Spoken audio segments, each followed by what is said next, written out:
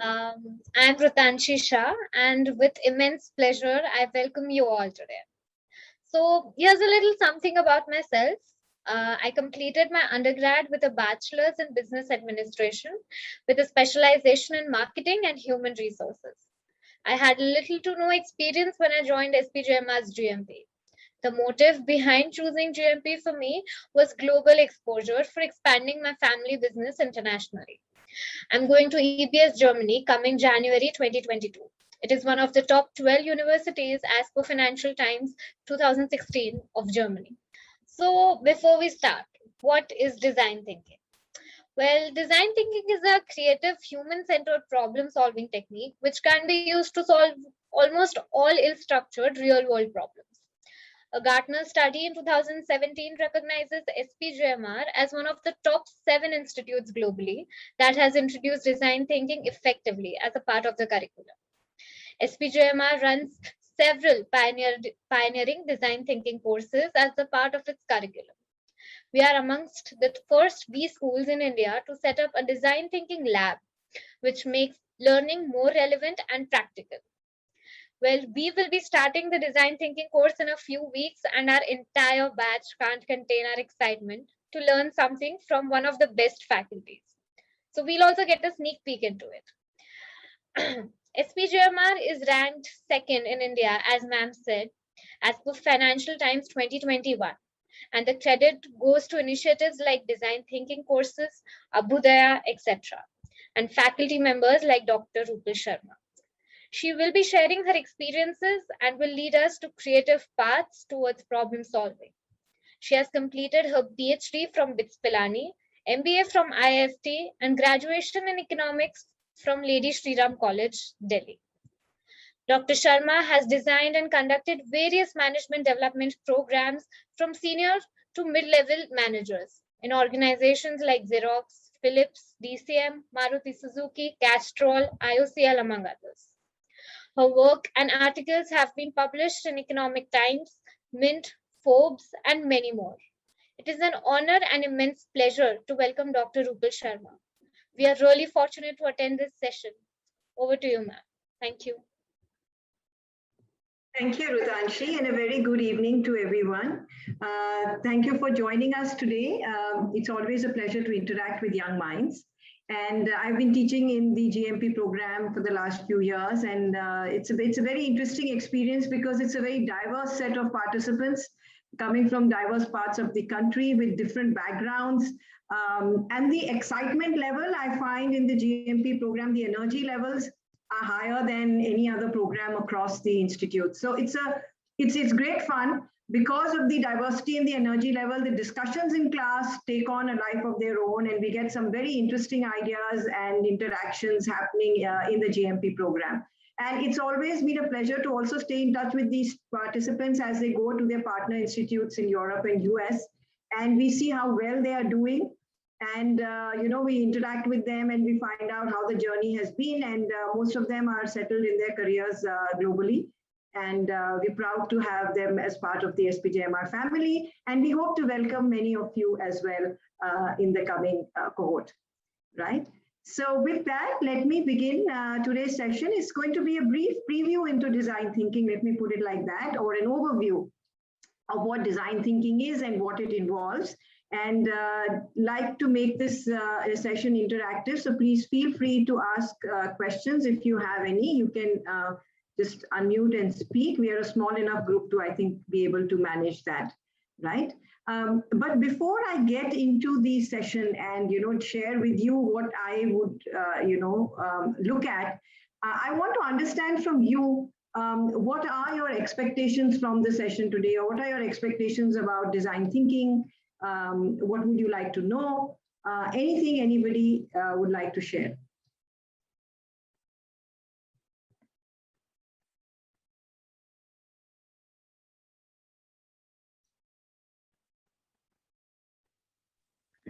Ma'am, this is Avnish this side.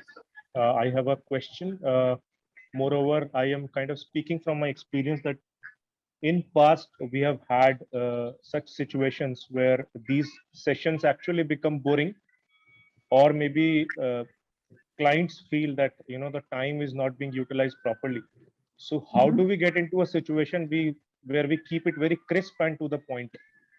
So I understand that there are various stages, but then how do we keep it crisp and to the point? All these sessions which we do, in terms of designing any solution or any product or anything. Okay, how to keep DT sessions crisp and engaging. All right. Thanks, Avnish, for that question. Anyone else? Anything? Any thoughts about DT or what you want to know?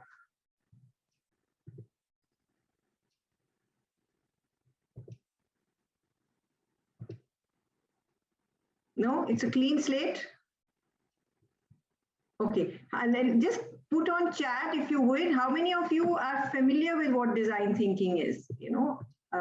So we get an idea of how the group's thoughts process is currently. So just if you're familiar with the DT, just put yes on chat. That's simpler. Just put yes if you have some level of familiarity. I'm not saying that you're experts in DT. DT for me is design thinking. So if you can just put on the chat, all of you, I would, okay, yes, there are a couple of responses. I'm waiting for everyone's response to come in. If you don't know, you can say no. If you have some level of familiarity, say yes, otherwise say no. So at least we know that you are listening and responding. Okay. I think it's a reasonable mix, a few yeses and many nos. Okay, seems to be a mix of both. Right, so fair enough. So we will look at seeing those of you who know about design thinking. Let's see if you can contribute to our discussions going forward, and those who don't yet know can take some thoughts away from this particular session. Okay, so I'm going to start this session. The flow largely is basically understanding what is design thinking. Then why is everyone talking about design thinking these days, right? So what's such a big deal, and why not earlier, and why now? Okay, and what's the process? How does it work? And where is design thinking best applied? So that's essentially is what we're going to talk about today in the next 50 minutes or so, right? There are three terms which are largely used, when we are speaking of design thinking. It's creativity, there's innovation, and there's design thinking. So we're going to spend a little bit of time understanding what these terms are, and then we will go on from there.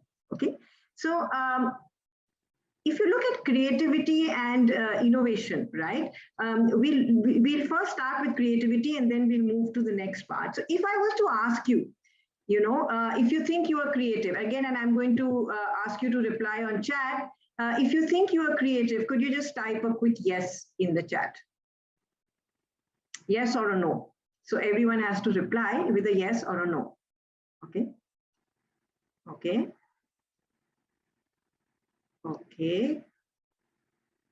Lot of yeses, a few no's. Great. So good, because it's good to see people think of themselves as creative, and it's a trait which we should, maintain. What happens typically, is if you look at children, right, you will find children are usually creative, and children are usually confident, and children are usually curious. And these are traits which somewhere along the way we sometimes lose, right? If you, there's a study which has been done which shows that children up to 6 years, 98% of them are divergent thinkers. Okay, but if you look at adults beyond 25 years, you find that this ratio drops to about 2%. Okay, 2% of people beyond 25 years are divergent thinkers. Now, do you think creativity can be developed? Some people think it's inborn, like either you're creative or you're not creative. But do you think creativity can be developed? And again, a yes or a no. Question is, can creativity be developed? Okay. Some more responses. Yes, great. So majority of you seem to think that creativity can be developed, which is actually true, because you can nurture it, right? We all may not be creative geniuses. There can be extents and levels of creativity. Obviously, an Emma Hussain's level of creativity is not something which I can do, but I can in my own job apply creativity, and I can nurture it within. Like, we are all born naturally creative and curious. right? It's not something which some people have been endowed with special ability, but how we nurture it or how we kill it depends on the process we go through life. Why does creativity not stay with us for longer, right? Because there is a conditioning which happens. We make assumptions as we grow, we absorb things around us, and we work in a certain fashion. Now, is that bad? It's not bad because it helps us to function efficiently. Okay. Every time you see a car coming at you when you're crossing the road, if you start thinking, is this a car or does this look like a flying horse or is this a UFO, then you're not going to be able to cross the street, right? So you can't always be thinking creatively. You need to have quick reflexes and responses, and conditioning helps our mind to respond quickly, right? But when we need creative solutions, then we need to do something to break out of this conditioning and this fixed mindset which we have. And then only then can we look at a situation afresh and try and come up with innovative solutions, right? So creativity can be nurtured, it can be developed, right? This is this interesting study in 2012, which was done by Adobe, which show that people recognize the importance of creativity to society, right? But very few are actually believe that they are living up to their creative potential. And design thinking is a process which helps you to understand that creativity is not the preserve of a few, right? And it is, if you follow a structured process, then you can also, apply creativity in your role. So I particularly love this definition by Einstein, which is creativity is intelligence having fun. It's a lot about fun. It's about opening up yourself. It's about experimenting. It's about, enjoying new things, which you may have not done before. So if you look at creativity and innovation, is there a difference between these two terms? And if yes, what is the difference between creativity and innovation? And you can either put your response on chat or you can simply unmute and speak. That's perfectly fine. Are they the same? And if they are not the same, what is the difference? How would you look at innovation versus creativity? And can I say, I think creativity Arya, and there's a response here. Hello? Yes, go ahead. Both are not exactly same, but both come into the same road. Like for innovation, you need creativity. So both are having its own importance, but both go hand in hand. Absolutely correct. Absolutely, Arya. You're right. So creativity is needed for innovation and they are connected concepts. Dipali, you wanted to say something? yeah, exactly the same thing. Same thing that if you're creative, you would innovate because you're like trying to take some chances, and that's when you can create something and innovate. Right. So basically, both of you are saying that creativity is a part of innovation and that innovation is something beyond just creativity, right? That's essentially what you're trying to say. And that is what, I would agree as well. So if I were to ask all of you to think of any example, one example, it could be anything, product, service, process, anything, which you think is a successful innovation, right? So if you can again put your answers on chat, and the catch is this. Now you don't have to only think of an example. You also have to tell us 2 reasons why you think it is a successful innovation. So what do you think is a successful innovation, and 2 reasons why you think it's a successful innovation. Again, you can type on chat or you can unmute and speak. There's no right or wrong here, okay? We're just here to have fun and learn together. So don't hesitate to share your ideas. Take a minute. Think about it. There's no hurry. So essentially, an invention of a wheel is a successful innovation that actually shortened the boundaries, and people started to roll towards from A point to point B in lesser time. So it was a successful innovation, and now it is being used in multiple ways across industries, across areas. Very good example, Avnish. I think one of the really old innovations which has had a lasting impact. So two reasons Avnish has pointed out. One, that it helped solve the problem of mobility, made it much quicker and easier for people to go from place A to place B. And the second, he's saying that it's now widely adopted by across the world by many different industries in many different applications. So it's serving a lot of useful purposes for many, many people, right? So thanks, Avnish, for that. Anyone else?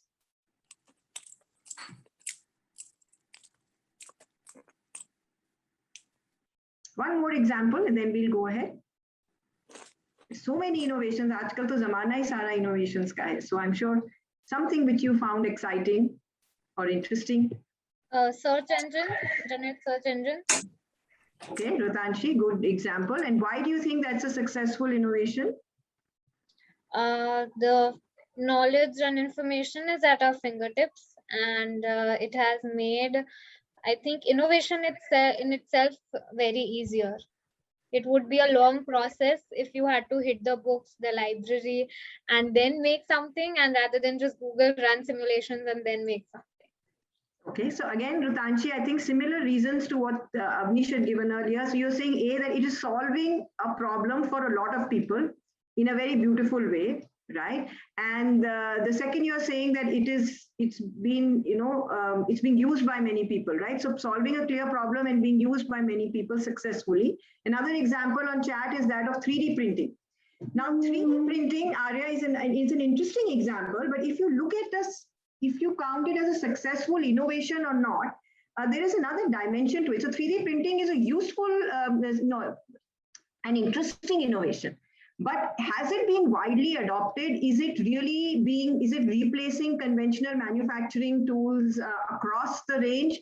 Is something we are right now in the wait and watch situation, right? So it seems to be an innovation with a lot of potential, but it's not yet really taken off. Absolutely, Arya. It's in process, right? So if you look at innovation, it's something which is usable, which has high utility, right? It's something which has a proven outcome, which sustains over a period of time. It's not like it's a flash in the pan, right? So when you take a creative idea and you develop it into something which is useful, which solves a problem, which is sustainable over a longer period of time, that is something which you call an innovation, right? So if you look at all the examples which we had here, we looked at internet, we looked at the wheels. These are things, which have solved problems for users in multiple ways. They have made it easier to do a job which was being done earlier through different means, right? And they have survived and sustained over a long period of time, and in fact evolved into better forms, right? So what is innovation? It provides usable, novel solutions to problems, to opportunities or challenges, right? So there is a newness, there is a utility factor also involved when we are looking at innovation, right? So design thinking is a structured way of thinking and a process through which we can be creative and come up with innovative solutions, right? Very often you hear this, when we were children, we grew up, when we used to write essays on this topic, necessity is the mother of invention. Why do we say necessity is the mother of invention? Why is that?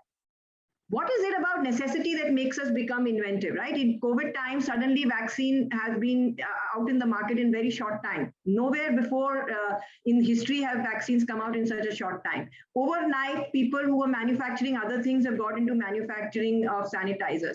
People have found a way to do low-cost machines which can serve, the gap between ventilators, the full developed ventilator and a manual ventilator, right? So we've got PAP machines which have been developed low cost, right? So how come when there is necessity, suddenly we can think of ideas which we have not thought of or done before? What happens in such situations? Anyone? An expected outcome. I'm sorry, Avnish, could you repeat that?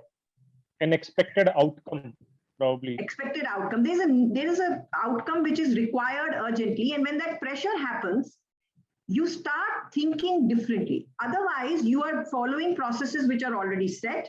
You are looking at problems in a fixed manner. You are looking at solutions which you've been following for ages. When some crisis happens, or when there is a pressure of an outcome, when there is a necessity for you to act with an urgency, you start saying, okay, what else can I do? Ye to nahi kaam kar raha hai, and I need something right now. Then your mind breaks out of its conditioning and start looking at options which you may not have considered earlier. That's why necessity helps us to invent, right? And if you look at India, mein hum log bolte hain jugaad, right? We are very good at that. So you look at whatever is available, you look at the resources, you look at the time, and you say, okay, can I do something which is a quick fix? Can I look at a solution which I didn't normally think is the answer to these kind of problems, right? So we can. So as individuals, what we would not normally have thought of in high pressure situations, we are able to think. So can we do a process which helps us in normal course of time to think innovatively? And design thinking traditionally started as a designer's process, as a designer's way of thinking, right? That's why the name. But it became popular in recent years because you have taken the designer's sensibilities and process and applied it to business challenges successfully and come out with a process which can be followed by anybody, right? So design thinking, basically, like it was said in the introduction, is about people, okay? It starts with people and it focuses on developing innovative solutions which are customized to their needs. So actually design thinking starts with a very micro view. You say, okay, we are trying to solve a problem, but who are we trying to solve the problem for? That who is very important. So we don't take an organizational view, we don't take a product view, we take a people-centered view. You say, okay, who are we solving this problem for? Who are these people? What are their needs? What are their constraints? What is their context? And can we now come up with a solution which fits them to a T? So that is one very distinguishing feature of design thinking, is that it has people in the center. Okay, and everything is looked at from the point of view of these people. What is the problem from their point of view? How is the solution going to impact them? Right? So that is one central element of design thinking. The other thing, when we spoke about innovations, right? So a successful innovation is one which serves a clear user need. So there's a desirability element. The solution we are offering has to be desirable. It has to be liked by the people who are looking for that solution. It should serve a clear need. It should be feasible. It should be possible to do it. You may have a brilliant idea, but is it possible to implement that idea given the resources and technology which is available, right? So that solution should be feasible to implement and it should be viable. So if you're looking at businesses, then it should be a viable business solution. If you're looking at society, then it should be a sustainable business solution, right? There should be clear outcomes, which is you can depend on over a period of time. So design thinking lies at this center, right? If you look at the cross section of all these three circles, this is where design thinking and innovation lie. The ability to use a given set of resources and technology to come out with a customized solution, which is desirable for the users and sustainable over a period of time. That's what design thinking helps us to develop, right? So this framework is a very strong foundation for design thinking. It's called the DFV framework, okay? One alphabet from each of these circles, which we talk about, right? Let's take another example now, because today's society, all of us are fitness conscious, but we don't do enough for fitness. And there are many lifestyle diseases which are there, right? So if you may have seen in your family, your uncles, aunts, grandparents, parents, maybe, hopefully not, but people have lifestyle diseases like diabetes, like hypertension, or maybe neurological issues, and people are taking multiple medicines, right? The older generation particularly, it's not that, you have a headache and you take a pill, not that kind, but people who have to take, let's say, 5, 6, 10 medicines a day, right? So those who ek sham ko, ek afternoon ko, right? People take, and people buy medicines. How are medicines sold typically? If you go to a chemist shop and you want to buy medicines, in what form and shape are the medicines sold? So if I have to buy, let's say, a blood pressure medicine, a BP medicine, I will buy a box of tablets, I'll buy a bottle of tablets, or I'll buy a strip, right? So tablets will come, capsules will come in strips, or capsules will come in bottles in certain packs, and I buy those packs, correct? So I'm going to buy in strips and bottles, and I will take them home, and then I will open them. How do I consume medicine? So I have to take, 1.5 tablet in the morning, 1.5 tablet at night. So I will sit at home, I will break a 50 mg tablet into 2 so that it becomes 25 mg. Then I will, in the morning, I'll take 1.5, at night, I'll take 1.5. In the evening, I have to take something before having my tea. So that is 4 p.m. medicine. One is before breakfast, 2 is after breakfast, 1 is at 4 p.m., 1.5 is at night after dinner. Let's say this is my schedule. So every time I will open the strip of medicine, or I'll open the bottle, I'll take out the capsule or thing, have it with water, right? Sometimes I forget and I had my breakfast. Oh, this medicine I was supposed to have before my breakfast, I've forgotten.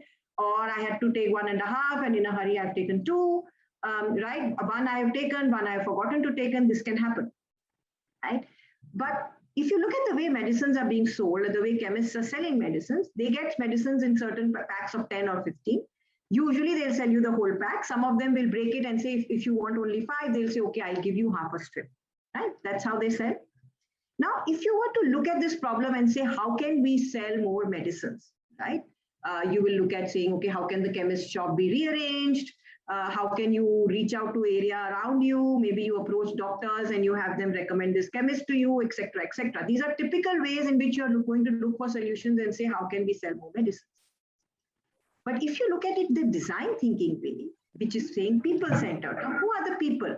The people who are impacted, obviously people who are making medicines, people who are selling medicines, the patients, the doctors, the patients' families, right? All of these are the people who are involved in this process. So if we look at it from their point of view, and let's take the patient's point of view, then we can actually change this question and say, how do people take multiple medications?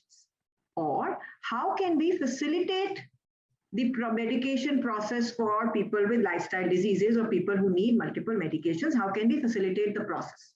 Change of question from saying how are medicines sold to how we can facilitate the process of effective medication for people, right? Now, the moment you change that, the lens shifts from saying, how can the chemist try and push more medicine out, to saying, okay, look at the patient, look at how he or she is taking medicines and say, what can we do to facilitate this process? So there was a startup who did exactly this, who looked at the way people consume medicines and said, how can we make their lives easier? And they came out with a startup idea, which I'm going to now share with you. Okay, just give me a minute. I'm going to stop share and start it again so that I can play the video for you.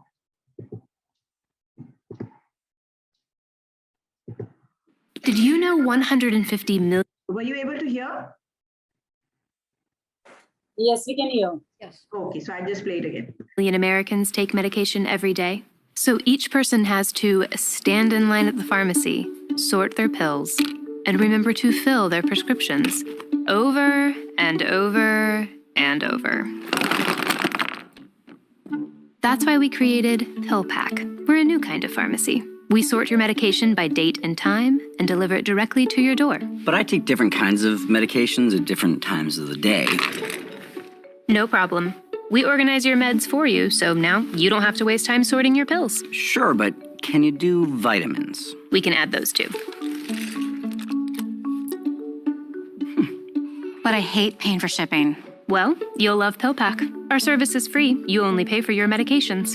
And you take my insurance. Yep. We work with most plans. And you handle all my refills. We work with your doctors to get you your medication every month. What about my inhaler? We're a full-service pharmacy, so we can handle your inhaler and any other pharmacy items. Every day, people across the country are saving time and staying healthy with PillPack. Switch to a simpler pharmacy today. PillPack, an Amazon company.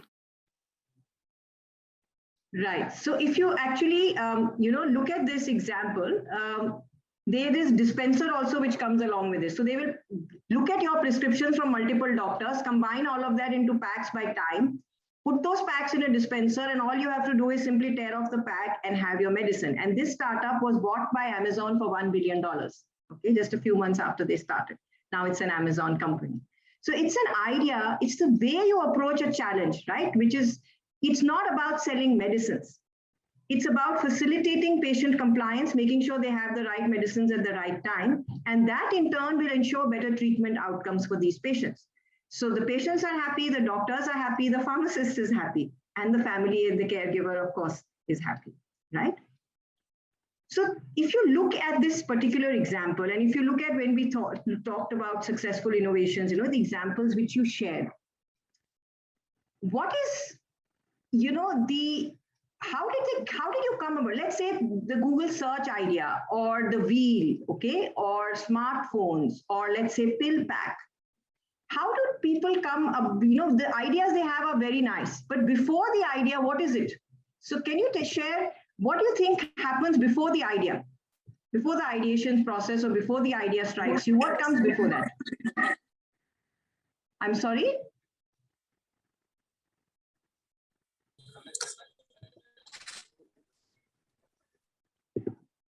Just a second, I couldn't hear. The problems we face. Okay, very good. So before that is an understanding of the problems which are being faced, right? Great, absolutely. right? So you have to understand the problem being faced, and that comes by not just a surface understanding. You get innovative ideas not by just looking at the problem, the way it's being presented, but by going in depth and understanding all dimensions of the problem. And that's what we call an insight, right? So all of these innovations which we are speaking about have come from an insight, and say, okay, this is the kind of issue which we are trying to solve, or this is the kind of issue which currently XYZ products are solving, but maybe they're not solving it most efficiently, right? Why did an Uber or an Ola come into play? There were taxis already plying on the roads, right? But there was a gap in what customers wanted and what they were getting. And the insight about how consumers would rather look at public transport is what led to the creation of Uber and Ola, right? So insight is an important first step. And then once you have the insight, then you ideate around this insight. Getting the insight right is the 50% of the problem solved. Okay, if you've not understood what exactly is causing the problem or what people are really looking for, right? What are the barriers? What are the motivations? Then your ideation process is not going to be effective either. So insight is the first. Idea is the second. What do you think can be the third I? Innovation. So the innovation is converting that idea into a usable product or service, yes, which has an impact. Remember when we spoke about innovations, we said there has to be a clear outcome, right? So the impact out of that innovation, which makes it a useful and a sustainable product or service, is what is important, right? So innovation actually happens when you have a clear and a good insight, when you generate ideas around this insight. Pick one of these ideas to develop into an innovative solution, which has a clear impact. So there has to be an outcome, right, for the people involved. So that is what is important. So these are what we call the 3 I's of design thinking. Very simple process, simple pillars of DT, which if you just think about it, makes so much of sense. Right? So when we're talking about insight, it's about empathizing, it's about listening, it's about observing, it's about putting yourself in the shoes of the people for whom you are trying to solve the problem, right? So look at it from their point of view.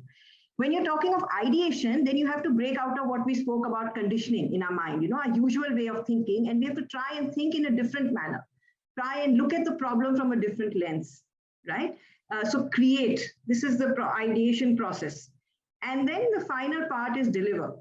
It has to work in the end, right? And solve the problem which you set out to solve. Okay. Right. So HCD, which is human-centered design, is the foundation for design thinking, where, like I said earlier, you frame the idea and the solution in human terms, right? And you look at the problem from the point of view of people.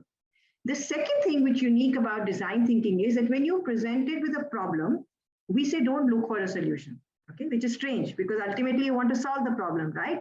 But we always tell our participants when we do our workshops, whether it's with students or corporates, we say resist the urge to think of a solution. So what are we saying? We're saying, let's say if I ask you to touch your nose, right? You can touch your nose like this. Huh? Ab hum kya keh rahe hain? We're saying don't touch your nose like this, touch your nose like this. Why? Because we want you to do a little bit of exploration. Otherwise, you are going to, with your preset mindset, the moment a problem is presented to you, you already have certain experiences in your mind. And based on that, you'll say, okay, maybe you can do X, A, B, C, right? And let's try these out.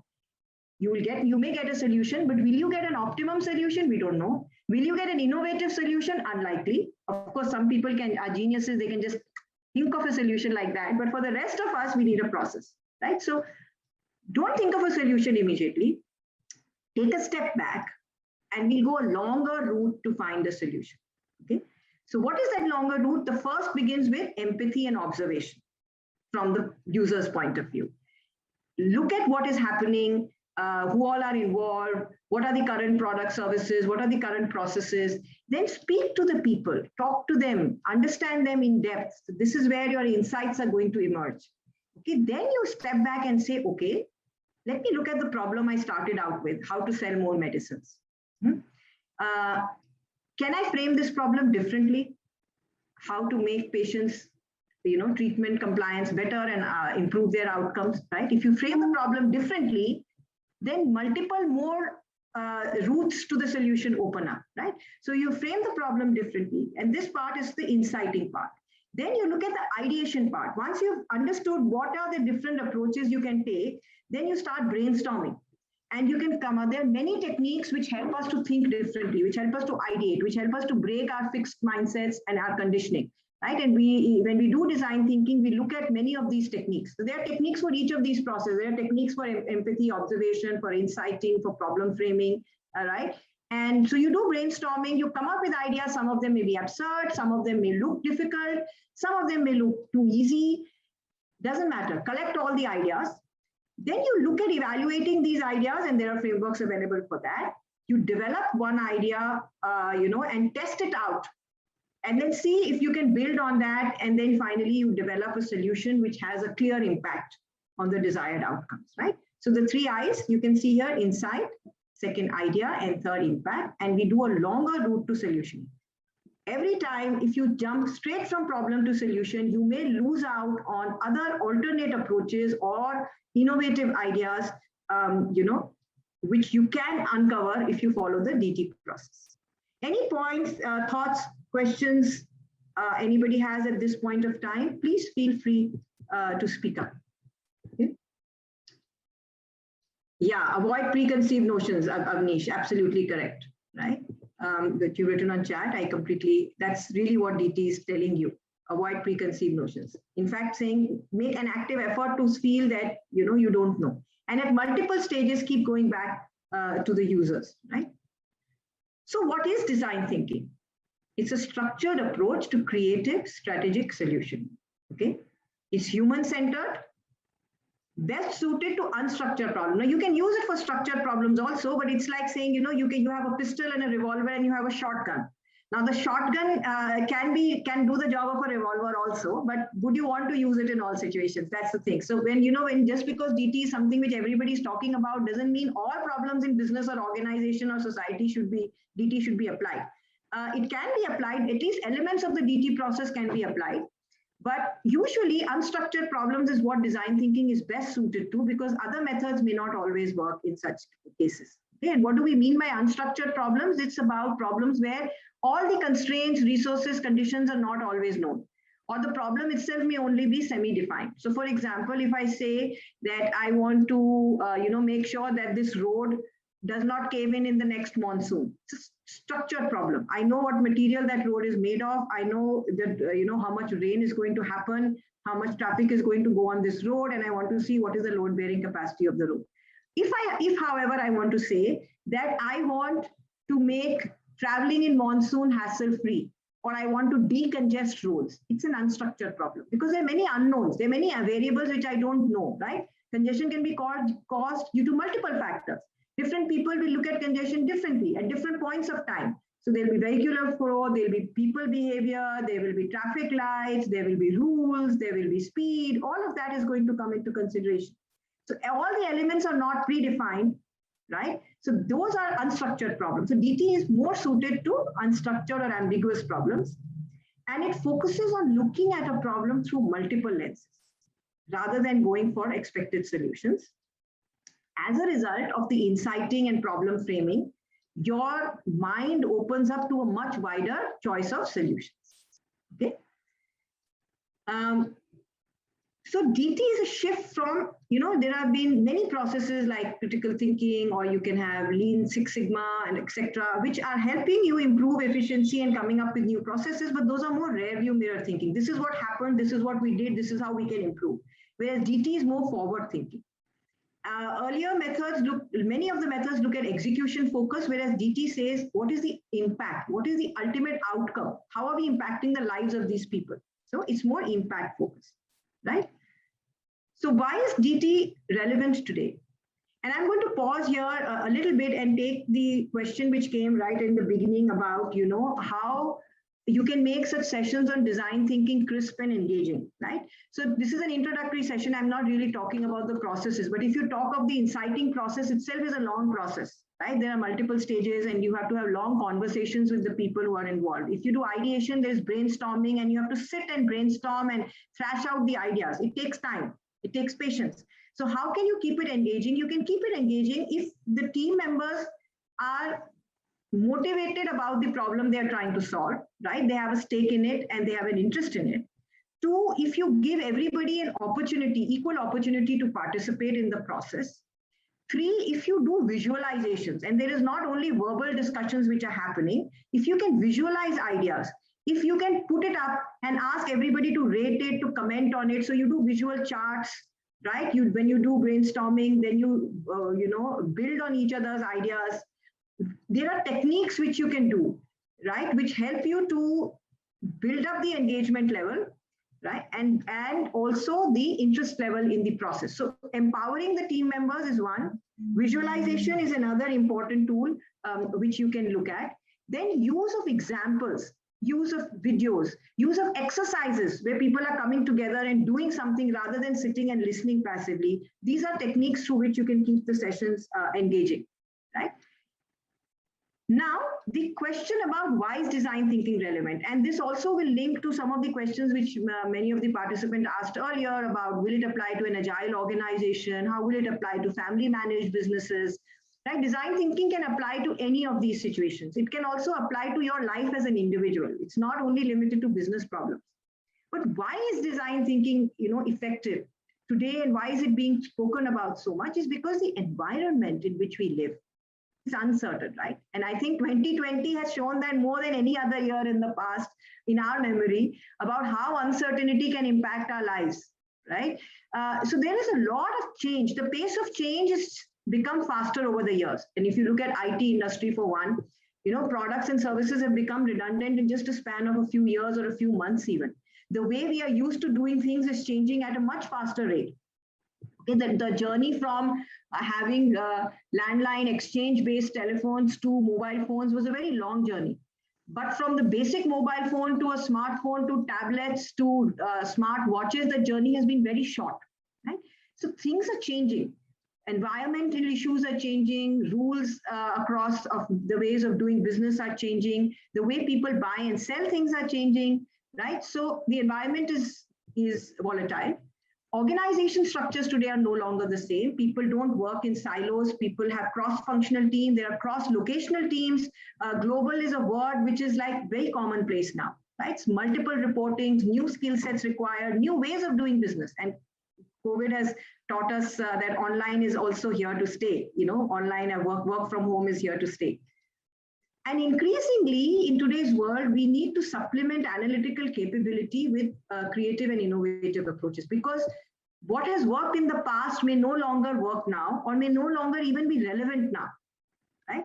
So a lot of new things are possible, and a lot of old things have become redundant, which is why design thinking can be brought in to actually build a culture of innovation within an organization, right? To bring in agility, bring in a fresh perspective, and inculcate a new approach to looking at problems which appear to be tough or complex, or where there is a lot of uncertainty. If you go step by step, you can actually manage these problems beautifully with this design thinking way. Okay, let me see how we are doing on time. I think we have about 10 minutes left. Okay, we are good. So one important aspect of design thinking, like I said in the earlier, it's human-centered. So you look at users, you look at problems from a multi-stakeholder perspective. Okay, so if you were to, let us say, look at a problem of vaccination, okay, getting people vaccinated for corona, right? Who would be the kind of users who would be involved in this process? Who would you like to observe? Who would you like to speak to? And here I would want welcome inputs from you all. Who would you observe? Who would you speak to? And again, you can put it on chat or you can speak up, your choice. Remember, first thing we said, inciting, empathizing. So there is a certain resistance, there is in a certain section of the people about vaccination. So if I want to solve this problem, who are the users so family and friends, our own family and friends, if they are resistant to the vaccination, okay. Who else? People from different age groups, okay. Fair enough. To look at how they are looking at this vaccination. So when you speak to people from different age groups, you get different perspectives, right? So the same problem, how a 18-year-old is looking at it and how a 50-year-old is looking at it, you may get very different viewpoints. And it may be something which you had not thought of before.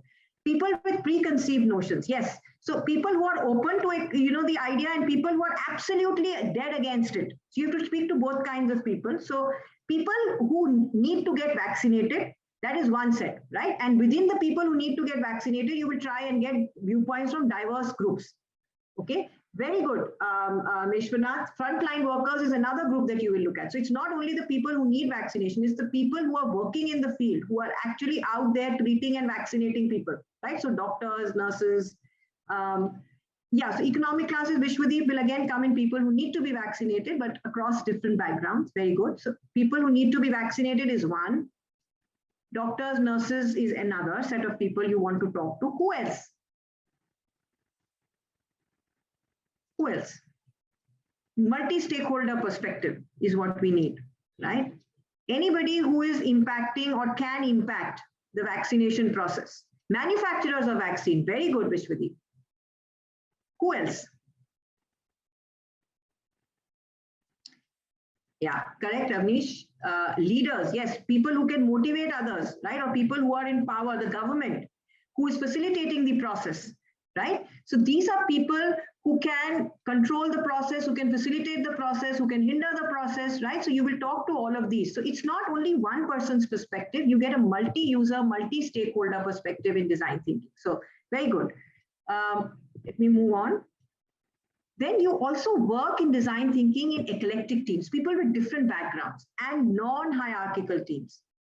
Why is it important not to have hierarchy in a team? If why design thinking process do you think emphasizes on the need for non-hierarchical teams? Why do you think that happens? Anyone?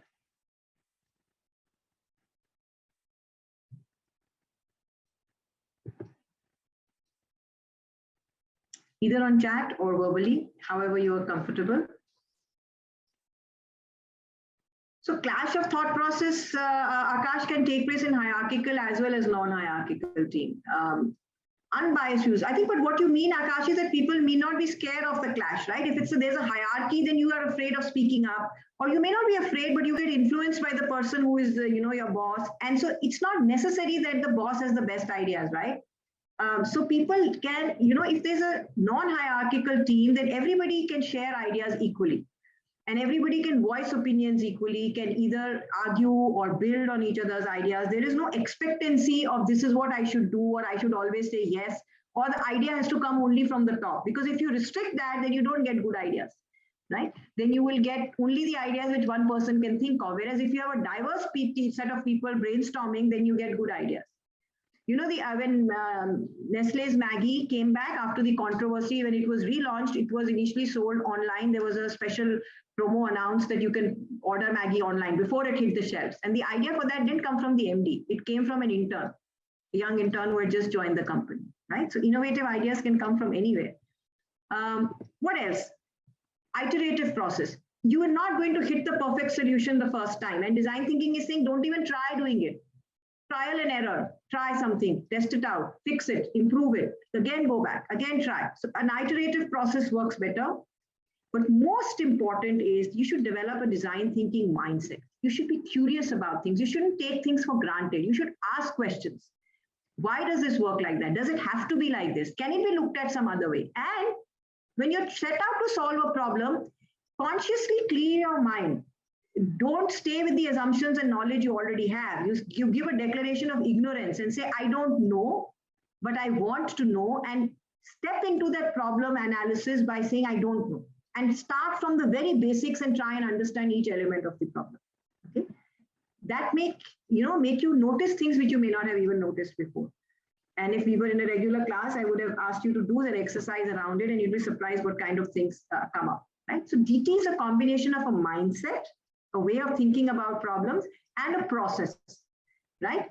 So if you want to find creative solutions, if you need to change behaviors, you need to ask questions, you need to look for patterns, you need to look for anomalies, observe, investigate. And one very interesting way of looking at problems differently is to look at extreme users, people who are different from the normal set of people. What are the kind of issues they may be facing, right? And I'm going to end with this last one video, which is showing you how looking at users who are different from the norm can help you come out with ideas and solutions which you may not have explored earlier. Okay, so I'm just going to share this once again. About 30 trillion won in corporate value. Nike, the #1 sports brand in the world. Michael Jordan, Kobe Bryant, Maria Sharapova. Nike has designed special products for top sports stars for decades. While working at Nike, Presto, etc., Nike's chief designer, Toby Hatfield, has been making special shoes for a group of sports stars. One day, a letter was forwarded to him. I have worn Nike's basketball shoes all my life. I'll be a college student soon, and I have a dream. I hope no more people have to wear my shoes. I'm 16, yet my parents still put on my shoes. I feel miserable. The writer of this letter was not an international sports star or a professional athlete. It was Matthew Walzer, a 16-year-old boy who loves basketball star LeBron and suffers from cerebral palsy. But this is not just my problem. It is a challenge that millions of disabled people face every day. After reading the letter, Toby thought this is really what we should do. Toby kept in touch with Matthew and began making shoes for him. Then, in 2012, Nike gave away a shoe prototype just for Matthew. To be honest, I didn't expect it when I sent a letter. I won't forget the minute I first opened the box until I die. Toby did not stop here. He studied and studied to make it easy for people with disabilities like Matthew to wear shoes. Nike has been developing more comfortable, lighter shoes. However, people with disabilities like Matthew have a problem with wearing the shoes. So Toby got rid of the shoelaces first. He then came up with an innovative zipper that opens easily to make it easier to push the feet in. So after 3 years of development, Toby was finally able to complete making the Nike Fly-Ease shoes. Toby invited Matthew himself. Matthew was impressed with the first pair of Fly-Ease shoes. Now every time I put on my shoes in the morning, I feel achieved and words cannot express how thankful I am. This is the feeling I'd never felt in my life. Soon after, Matthew was able to meet his hero, LeBron James, of course, with his Fly-Ease on. Matthew inspired not only Nike, but all of us. I'm honored to meet the makers of Fly-Ease shoes, LeBron James. The primary goal of a company is to make money. Therefore, it's impossible to make things that don't make money. But Toby and Nike were brave enough. They tried special designs for a few disabled people, and they finally created a new value. We've been thinking about how to help many sports stars play better, and it was a success. However, Nike's slogan is, "We're all athletes." I was curious. If we are all athletes, what should we do for Matthew? Furthermore, through shoes, I wanted to take advantage of our strengths and solve one of the most important social issues. Fly-Ease shoes are not just for one person. It's for a better tomorrow for all of us. Nike was willing to go off the map in order to change the world. It's asking us the question, what would you do for a better life and a better world?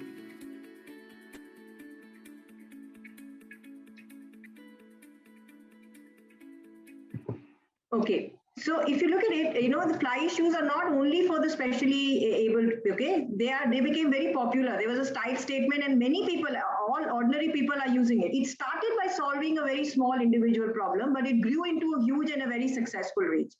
Last point from my side, somebody had asked this question about how will it apply to family managed businesses, and I'll share an example. So some of the design thinking techniques people follow even unconsciously without knowing that it is design thinking, right? It's not that innovation is new and only has come with design thinking. All DT is doing is putting a structured process in place. So we were chatting with Mr. Agarwal, the head of Agarwal Packers and Movers, who's also associated with our family managed business program. Over tea in the institute one day, I met this gentleman.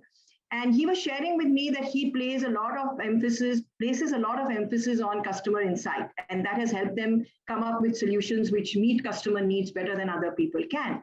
And one of the things he said, the way he gets insights is, one is, of course, talking to customers. The other is by encouraging his staff to share experiences and share the problems which they have experienced in packing and moving somebody's stuff, because the problems will help them look for solutions. But he found that when he called for meetings, people hesitated, people didn't speak up, he said, share the failures, share the problems, and people didn't do it. So he went and did insighting, spoke to a few of them, casually, conversationally, tried to figure out what is it that is preventing them from speaking up. And one was, nobody wants to be the first. And two, why should I admit a problem in front of top management and I'm going to get penalized for it later on? Okay, so he solved this by saying, so getting the right insight is what I'm saying. Then he said, let me come up with an idea to deal with this. So he planted the first couple of questions in every meeting. And once the first, and he praised them for bringing up the problems.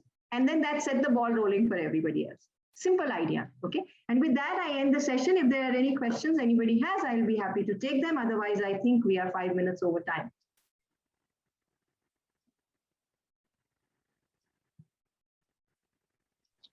Just one thing, as I asked earlier also, how do we make it crisp and to the point? Because I have had an experience when we called a client to a design thinking workshop for a particular thing. We were well prepared, but I think he thought that his time is not being utilized properly and he left us. So we were actually nowhere. So something on that, I think, if you want to throw some light on that. Amish, you have to, there are two parts to it. One, you have to set expectations before the person is coming, that what exactly they will be involved, how is the process going to work, and how much time they're going to take. And I find usually setting expectations helps. The second is, like I mentioned earlier, in the process itself, if you are making them do things and they can see, what it is leading towards, they tend to be more patient. If, however, they cannot understand why you are doing what you are doing, then they get impatient, because time you cannot cut. Then the DT process doesn't work. So you need the time. The best thing is to explain to them beforehand. And the second thing is get them involved in the activity and show them how this is leading to the desired outcome, why this step is important and what you are going to get out of it.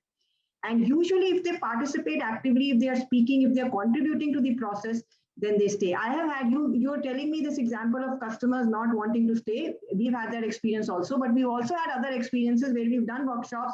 We've invited some customers of an organization for a 1 hour inciting session, and that session has gone on for 3 hours. Wo bhi hota hai. So instead of trying to make the session crisp, try and set the expectations and the engagement process in a way that makes it interesting for them and clear for them what it is leading to. Anything else? Okay. Anyone? Thank you.